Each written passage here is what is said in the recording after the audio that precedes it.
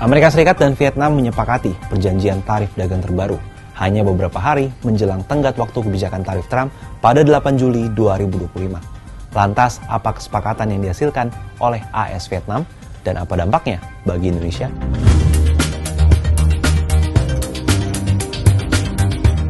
Presiden Amerika Serikat Donald Trump mengumumkan kesepakatan dagang dengan Vietnam pada Kamis 3 Juli 2025. Beberapa waktu sebelumnya, kedua negara telah melakukan negosiasi tarif.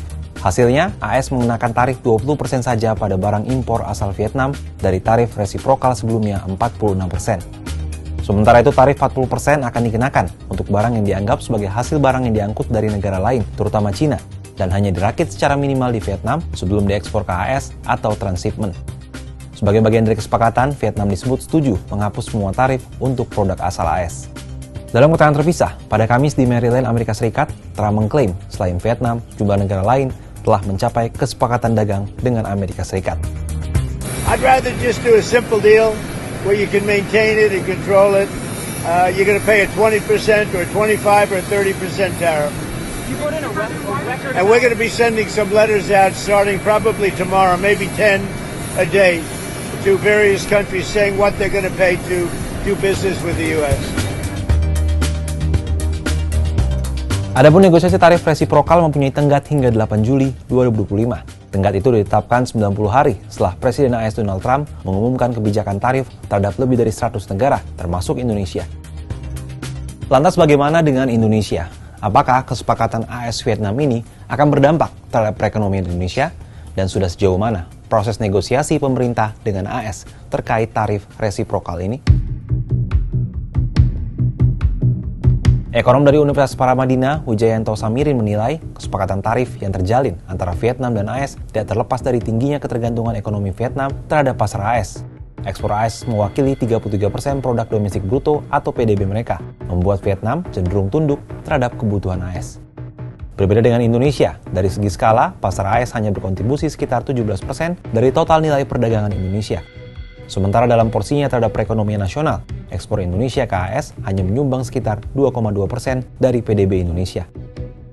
Situasi itu membuat pemerintah tidak perlu merasa takut tertinggal kesepakatan tarif yang sudah terjalin antara AS dan Vietnam. Pemerintah tinggal fokus pada langkah negosiasi yang sudah ditempuh, terutama strategi menawarkan skema penawaran kedua ke AS.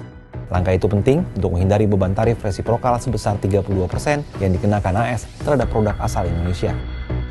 Sementara itu, dalam konferensi pers Jakarta Rabu 2 Juli, Menteri Koordinator Bidang Perekonomian Airlangga Hartarto mengatakan Indonesia telah mengajukan proposal penawaran kedua yang saat ini sudah diterima perwakilan AS. Indonesia sudah memberikan second offer seperti yang saya sudah sampaikan, dan second offer ini sudah diterima oleh USTR dan sudah direview.